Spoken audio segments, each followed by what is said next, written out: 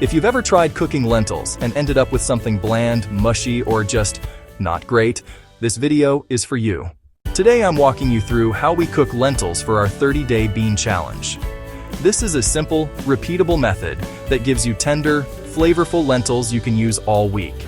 For breakfasts, soups, dinners, and everything in between. Let's start with the basics. You'll need one 16-ounce bag of brown or green lentils. These are sturdy, forgiving, and perfect for everyday cooking. Lentils don't require soaking, but if you're easing into beans or just want a gentler option, you can soak them in water for 2 to 4 hours. This step is optional, and both soaked and unsoaked lentils work beautifully with this method. Once you're ready to cook, add the lentils to a large pot. Instead of water, we cook our lentils in broth. Chicken or beef broth both work. This is the single easiest way to make lentils taste good without doing anything complicated.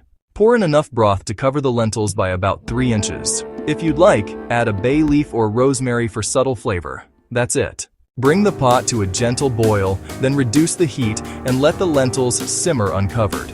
You're looking for a slow, steady simmer, not a hard boil. Cook them for about 25 to 30 minutes, stirring occasionally until the lentils are tender but still hold their shape. Once they're done, drain off any excess liquid and remove the bay leaf and rosemary. Now, and this is important, season with salt after cooking. Salting at the end keeps the lentils tender and prevents tough skins. And that's it. This one pot of lentils gives you about 6 to 7 cups, which is enough for multiple meals.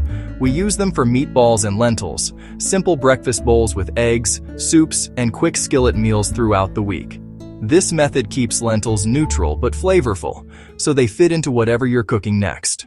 If you're joining us for the 30-day bean challenge, this recipe is your foundation for week 1. Cook once, eat well, and keep things simple.